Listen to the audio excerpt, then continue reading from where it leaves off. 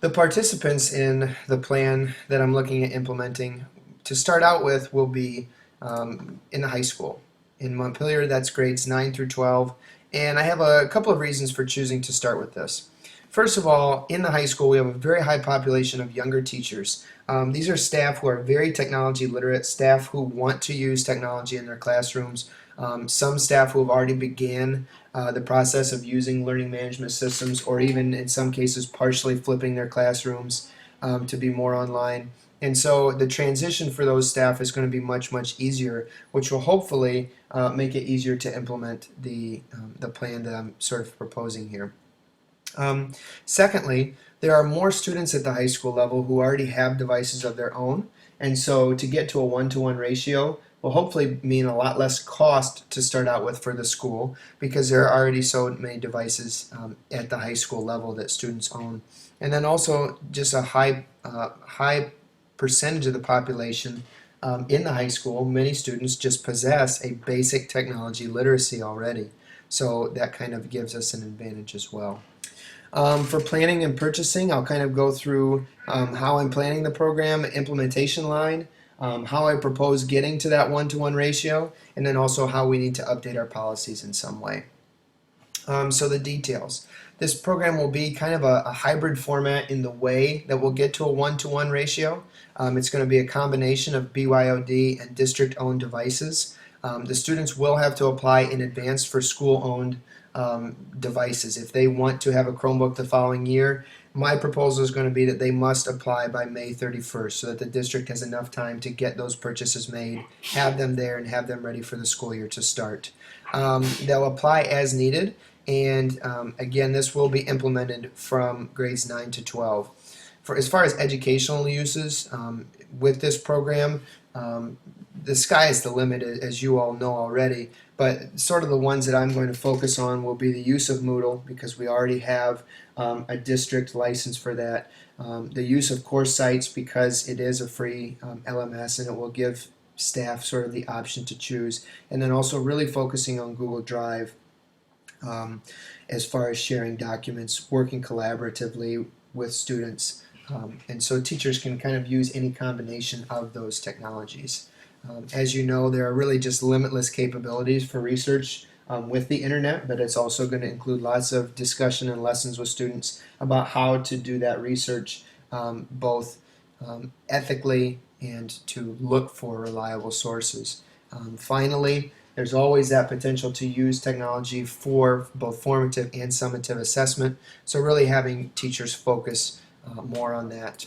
As far as a timeline, I maybe not being quite bold enough with my timeline, but I think that realistically in our school district, this is what I would kind of be looking at. So with year one, there will be introduction to staff, focusing on staff discussions, giving current examples of ways that technology are used in classrooms, beginning professional development about how technology can be used more, and then really communicating the upcoming plan to the community and helping them to understand what's going to be going on. Lastly, taking an inventory of the devices, and towards the end of the year, figuring out how many devices we'll need to purchase for the following year, how many students are going to apply for those devices, and just overall what the cost is going to be to the district.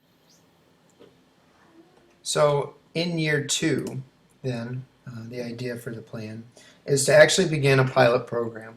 I think that the way to do this, maybe rather than, and again, this could change based on staff interest and staff involvement, but to identify staff members who really are eager to participate and to get their classrooms going in this direction. Pilot online learning models in multiple subjects, so hopefully not just doing it in language arts or just social studies, but doing it in a variety of different subjects.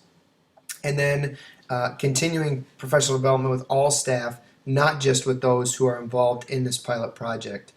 So the pilot program would last for a full year. I would be giving regular updates to the administrators, to all community members, and then only purchasing devices for these pilot classes as needed. So teachers who are interested in going this direction in year two, hopefully getting them going. Um, but if I have a lot of teachers who are interested, maybe I can be a little bit more eager. Maybe I can kind of go a little bit further, and maybe it will end up being the entire high school in year two. Again, this is really, I think, going to depend on the amount of resistance I face if some teachers are not interested at all, but then they can see some of the successes, and hopefully I'll get a little bit more buy-in that way. Years 3 and 4, then, if I haven't already gotten to a full implementation in grades 9 to 12, then the district would move to that at that time.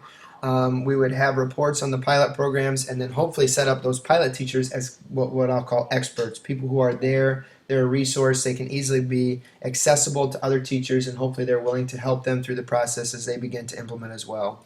In years 3 and 4, I don't want to drop off the bandwagon with professional development, but keep that going and really keep teachers moving towards using technology more in their classroom. In years 3 and 4, we want to continually be evaluating and analyzing the successes of the program, looking at those goals and seeing if we are achieving them. And then hopefully, possibly year 3 or year 4, depending on the successes or failures, challenges that we've met or not met, moving on to grades 7 and 8, and hopefully implementing this and just kind of moving down younger and younger grades as we go then in the future. As far as purchase, there already are Chromebooks in some of the classes in grades 7 to 12, but the distribution is sporadic. It's not necessarily even between all classes because teachers have different amounts of students. So my idea is the teachers who are involved in the pilot program will have enough devices to reach a 1-to-1 ratio in their classroom. If some students don't apply for a device, then obviously we don't need to purchase those. But if they don't have a device, we'll make sure that they have it at least in those pilot classes. The idea is this will also kind of spread out the need for purchase over multiple years rather than just having to do it all at once. All students will pay a technology fee. Whatever that fee is, that'll be determined by the Board of Education. And my idea is that if students notify the school by May 31st that they do not need a device for the following year, saying they're going to bring their own device, then their fee would be reduced because the school doesn't need to purchase a device for them. The purchase will be funded hopefully through the school, through different community efforts, and then also through available grants that we might be able to apply for. For the students in paying their fee, hopefully there would be a payment plan available where it doesn't have to all be paid all at once by the student. For some of our policies, obviously we'll need to expand our AUP to include the use of more devices. It currently does allow for a bring your own device policy, but just sort of looking at what some of those devices could be and making sure that students are allowed to bring those in. All 9 to 12 teachers will deliver lessons on digital literacy and safety at the start of each school year. I'm looking at doing that by subject, so social studies teachers will talk about research, English teachers will talk about online safety, science teachers might talk about ethical use of resources, and so on and so forth. So that all teachers are being involved in that process and teaching students more. The policy updates would also need to include consequences for damaged or lost equipment because these computers basically will belong to the student for the year. If something happens to it, they'll have to have a consequence for that. We'll also need to create a sort of a contract for these school-owned devices. What are the students allowed to do with them? If they are using them, it will only be signed by students who do have the devices. It won't need to be for all students. The last thing that will need to be done as far as policy updates is to determine really what a fair and equitable tech fee is, one that all students can hopefully achieve, one that will help the school in the maintenance and future purchase of these Chromebooks, but also being able to sustain the program long term, hopefully. For rollout, the first step is obviously communication with the community, and so I'm looking at lots of different ways to do this. Town hall style meetings where people can ask questions, newsletters going home to parents, newspaper articles that hopefully will get the word out there and lots of people will know what we're doing, why it's important, and not just see this as a waste of money. And then also holding open discussion opportunities where community members can bring their concerns, can talk about what they think should be done, but they can get a really good understanding of what is going to happen in the future. As far as practice, as I talked about earlier, ongoing professional development with all teachers, but really increased with teachers during that pilot program and during their first years of implementation so that the support is there and they can actually implement this program fully. The PD will be offered both online and in person, but hopefully with the online, people can kind of do it as they're able. If they would rather have that extra help, then they can always come in and do it in person.